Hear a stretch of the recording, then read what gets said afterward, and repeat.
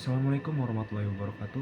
Alhamdulillahirrabbilalamin. Assalatu ala asrofil anbiya'i wa mursalin wa alihi washabihi ajmain amma ba'du. Yang terhormat Bapak Kepala Madrasah Aliyah Negeri 1 Bandar Lampung, Bapak Lukman Hakim SPDMM. Yang terhormat Ibu Wali kelas 1194 Dr. Anda Adelarina, dan yang saya hormati Ibu Guru Pengampu Akidah Akhlak Umi Indah. Nama saya Muhammad Dani Satrio dari kelas 1194. Kali ini saya akan mempresentasikan hasil mind mapping saya yang berjudul Kehidupan dan Kematian di Alam Barzah. Setiap yang bernyawa pasti akan mengalami kematian, dan di dalamnya adalah manusia. Semua tidak ada yang akan lolos dari kematian. Namun dengan demikian, masih banyak orang yang belum mempersiapkan dirinya untuk menghadapi kematian yang pasti akan datang. Kematian itu ada dua, yaitu dengan kematian dengan husnul khotimah dan su'ul khotimah. Kematian husnul khotimah artinya adalah meninggal dalam keadaan baik. Husnul khotimah, setiap umat Islam pasti ingin meninggal dengan keadaan husnul khotimah karena jaminan surga baginya. Selanjutnya, tanda-tanda orang yang meninggal dengan keadaan husnul khotimah. Yang pertama, itu mengucapkan kalimat tauhid atau kalimat la ilaha illallah. Yang kedua, itu meninggal di jalan Allah, seperti meninggal dalam saat sedang dakwah atau perang membela agama Islam. Yang ketiga, itu meninggal pada hari Jumat. Orang yang meninggal pada hari Jumat adalah orang yang meninggal dengan keadaan husnul khotimah. Yang keempat, itu bagi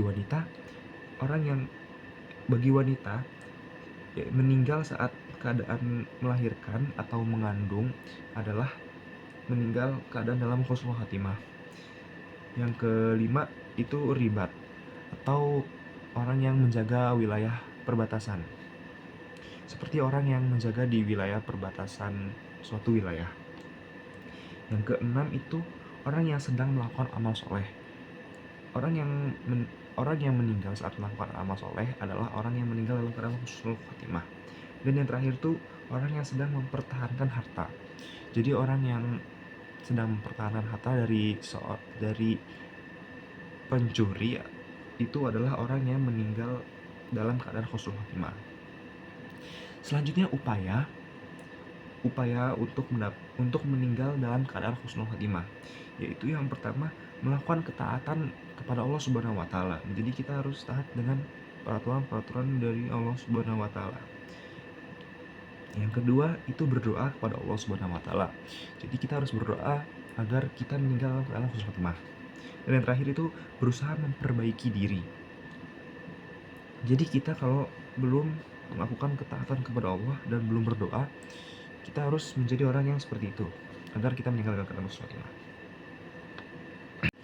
Selanjutnya, su'ul khotimah. Su'ul khotimah artinya meninggal dalam keadaan buruk. Setiap orang tidak ingin meninggal dalam keadaan su'ul khotimah karena buruk. Tanda-tanda orang yang meninggal dalam keadaan su'ul khotimah itu sulit mengucapkan kalimat la ilaha illallah, sering melalaikan sholat, suka mengonsumsi khamr, dan durhaka kepada orang tua, suka berbuat zalim, dan suka membuat dosa besar yang keji. Selanjutnya, sebab-sebab orang meninggal dengan keadaan su'ul khotimah, yaitu rusaknya akidah. Jadi orang yang akidahnya sudah rusak. Yang kedua, suka menunda-nunda. Jadi orang yang suka menunda-nunda itu bisa meninggal dalam keadaan yang buruk. Yang ketiga, ketergantungan kepada dunia. Jadi orang yang bergantung kepada dunia itu adalah orang yang dapat meninggal dalam keadaan yang buruk.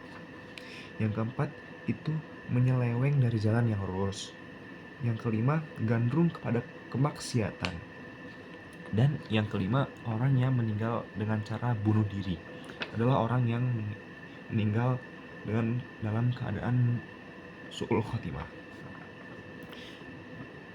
Terima kasih. Sekian presentasi dari saya. Wassalamualaikum warahmatullahi wabarakatuh.